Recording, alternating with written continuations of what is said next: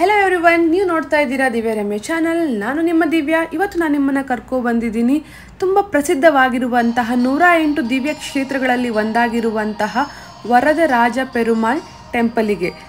ತಮಿಳುನಾಡಿನ ಕಾಂಚೀಪುರಂನಲ್ಲಿ ನೆಲೆಸಿರುವಂತಹ ಈ ವಿಷ್ಣು ದೇವರ ದರ್ಶನವನ್ನು ಇವತ್ತು ಮಾಡೋಣ. ಯಾಕಿದು ಇಷ್ಟು ಸ್ಪೆಷಲ್ ಅಂತ ಅಂದರೆ, ಬ್ರಹ್ಮನಿಂದ ನಿರ್ಮಿತವಾಗಿರುವಂತಹ ಪೂಜಿಸಲ್ಪಟ್ಟಿರುವಂತಹ ದೇವರನ್ನು ಇವತ್ತು ನಾವು ನೋಡೋಕ್ಕೆ ಹೋಗ್ತಾ ಇದ್ದೀವಿ. ಎಂಟ್ರಿ ಕೊಡ್ತಾ ಇದ್ದಂಗೆ ನೀವು ನೋಡ್ಬೋದು, ವಿಶಾಲವಾದ ತುಂಬ ಎತ್ತರವಾದ ಹಾಗೂ ಒಳ್ಳೆ ಅದ್ಭುತವಾದ ಶಿಲ್ಪಕಲೆಯನ್ನು ಹೊಂದಿರುವಂಥ ಗೋಪುರಗಳನ್ನು ನೋಡ್ಬೋದು. ಹಾಗೆ ಮಹಾದ್ವಾರದಿಂದ ಒಳಗಡೆ ಬಂದ ತಕ್ಷಣ ಲೆಫ್ಟ್ ಸೈಡಲ್ಲಿ ನೀವು ನೋಡ್ಬೋದು 100 ಪಿಲ್ಲರ್ಸ್ ಆಫ್ ಮಂಟಪನ ಕೂಡ ನೋಡ್ಬೋದು. ಹಾಗೆ ಪೂರ್ತಿಯಾದ ಈ ದೇಗುಲವು ಕೂಡ ದ್ರಾವಿಡ ಶೈಲಿಯ ವಾಸ್ತುಶಿಲ್ಪವನ್ನು ಹೊಂದಿರುವುದನ್ನು ನೀವು ಗಮನಿಸಬಹುದು. ಈ ದೇವಾಲಯದಲ್ಲಿ ವಿಷ್ಣು ಸ್ವಾಮಿಯ ಪೂಜೆ ಅಷ್ಟೇ ಅಲ್ಲದೆ ಲಕ್ಷ್ಮೀ ದೇವಿಯ ಪೂಜೆ ಕೂಡ ನಡೆಯುತ್ತೆ. ಇಲ್ಲಿ ವಿಶೇಷವಾಗಿರುವಂತಹ ಇನ್ನೊಂದು ಏನಪ್ಪ ಅಂತ ಅಂದರೆ, ಬೆಳ್ಳಿಯ ಮತ್ತು ಬಂಗಾರದ ಪಲ್ಲಿ ಅಥವಾ ಹಲ್ಲಿ. ಸೊ ಅದರ ಸ್ಪರ್ಶ ಮಾಡೋದು ತುಂಬ ಆಸ್ಪೇಷಿಯಸ್ ಅಂತ ಕನ್ಸಿಡರ್ ಮಾಡಲಾಗುತ್ತೆ. ಯಾಕಂದರೆ ಎಲ್ಲ ರೋಗಗಳೆಲ್ಲ ನಿವಾರಣೆ ಆಗುತ್ತಂತೆ ನಂಬಲಾಗುತ್ತೆ ಪುರಾಣ ಕಾಲದಿಂದಲೂ. ಸೊ ಅದಕ್ಕೆ ಸ್ವಾರಸ್ಯಕರವಾದ ಸ್ಟೋರಿ ಕೂಡ ಇದೆ. ಬನ್ನಿ ಇವಾಗ ನಾವು ಕ್ವಿಕ್ಕಾಗಿ ಫಸ್ಟ್ ಅದನ್ನು ಸ್ಪರ್ಶನ ಮಾಡಿ ನಮ್ಮ ರೋಗ ಎಲ್ಲನೂ ಕೂಡ ಪಾಪ ಎಲ್ಲ ಕಳ್ಕೊಳ್ಳೋಣ. ಸೊ ತುಂಬ ಕ್ಯೂ ಇರುತ್ತೆ, ಅದಲ್ಲಿ ಹೋಗೋಕ್ಕೆ ಲ್ಯಾಡರ್ ಇರುತ್ತೆ. ಆ್ಯಕ್ಚುಲಿ ಆ ಸ್ಟೇರ್ಸನ್ನು ಹತ್ತಿ ನೀವು ಅದನ್ನು ಸ್ಪರ್ಶ ಮಾಡಬೇಕಾಗತ್ತೆ. ಈ ಥರ 50 ರೂಪೀಸ್ ಕೊಟ್ಟರೆ ನಿಮಗೆ ಡೈರೆಕ್ಟಾಗಿ ಎಂಟ್ರಿ ಕೊಡ್ತಾರೆ.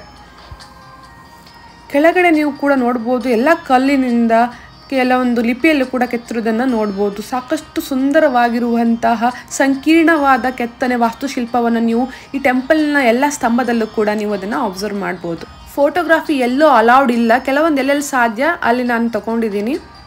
ಸೊ ಬನ್ನಿ ಇವಾಗ ಇಂಟ್ರೆಸ್ಟಿಂಗ್ ಫ್ಯಾಕ್ಟ್ ಅನ್ನೋ ಒಂದು ಹೇಳ್ತೀನಿ. ಆವಾಗ ನಾವು ಸ್ಟಾರ್ಟಿಂಗಲ್ಲಿ ನಾವು ಎಂಟ್ರಿ ಆದ ತಕ್ಷಣ ಟೆಂಪಲಿಗೆ ವಿಷ್ಣು ಸ್ವಾಮಿಯ ಪೂಜೆನ ಮಾಡ್ತೀವಿ. ಅಂದರೆ ವರದರಾಜ ಪೆರುಮಾಳ ದರ್ಶನವನ್ನು ಅವಕಾಶ ಮಾಡಲಾಗುತ್ತೆ. ಬಟ್ ಅಲ್ಲಿರುವಂಥದ್ದು ಮೂಲ ವಿಗ್ರಹ ಅಲ್ಲ.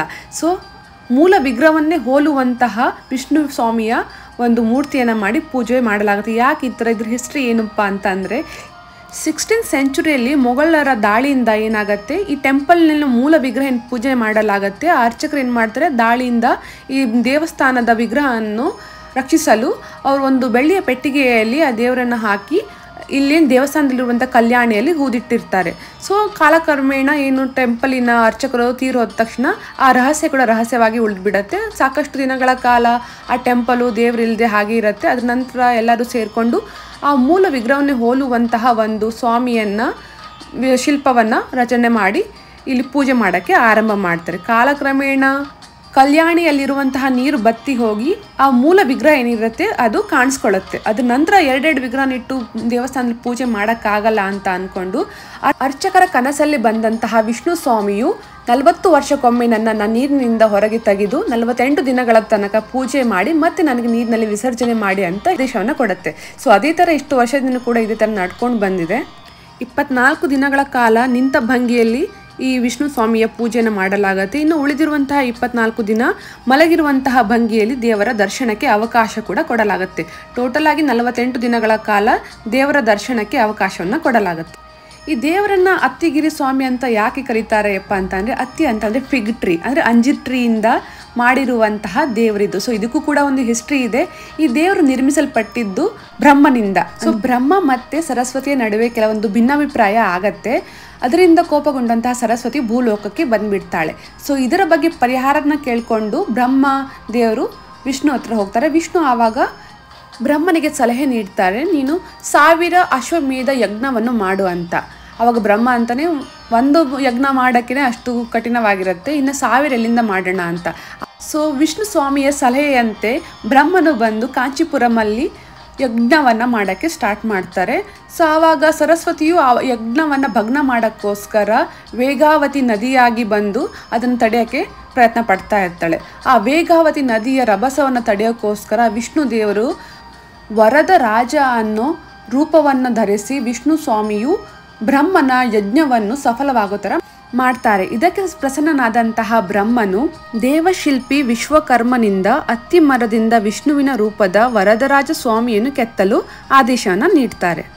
ಹೀಗೆ ಅತ್ತಿ ಮರದಿಂದ ಬ್ರಹ್ಮನಿಂದ ನಿರ್ಮಿತವಾದಂತಹ ಈ ವಿಷ್ಣು ಸ್ವರೂಪವು 108 ದಿವ್ಯ ಕ್ಷೇತ್ರಗಳಲ್ಲಿ ಒಂದು ಅಂತ ಕನ್ಸಿಡರ್ ಮಾಡಲಾಗುತ್ತೆ. ಅದಕ್ಕೋಸ್ಕರ ಇದು ಅಷ್ಟೊಂದು ಸ್ಪೆಷಲ್ ಆಗಿರುವಂತಹ ಟೆಂಪಲ್. ನಮ್ಮ ಬೆಂಗಳೂರಿನಿಂದ 280 ಕಿಲೋಮೀಟರ್ಸ್ ದೂರದಲ್ಲಿದೆ. ಹಾಗೆ ಚೆನ್ನೈಯಿಂದ ಬರ್ತಾ ಇದ್ರೆ 80 ಕಿಲೋಮೀಟರ್ಸ್ ಡಿಸ್ಟೆನ್ಸ್ ಅಲ್ಲಿ ಇದೆ.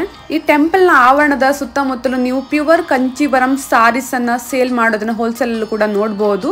ಇಷ್ಟವಾದ್ರೆ ನೀವು ಸಾರೀಸ್ಗಳನ್ನು ಕೂಡ ಪರ್ಚೇಸ್ ಮಾಡಬಹುದು.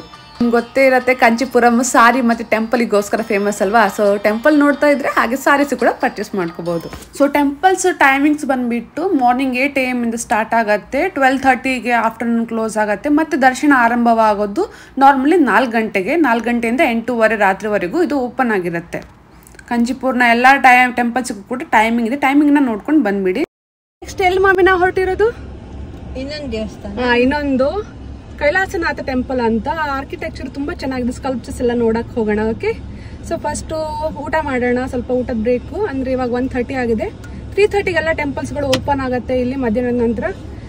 ಸ್ವಲ್ಪ ಹೊತ್ತು ರೆಸ್ಟ್ ಮಾಡೋಣ, ತಿನ್ನೋಣ, ಆ ಪ್ಲೇಸಿಗೆ ಹೋಗಿ ರೀಚ್ ಆಗೋಣ. ಅದ್ರ ನಂತರ ಮತ್ತೆ ಸಿಗ್ತೀನಿ. ಅಲ್ಲಿವರೆಗೂ ಟೇಕ್ ಕೇರ್, ಬಾಯ್.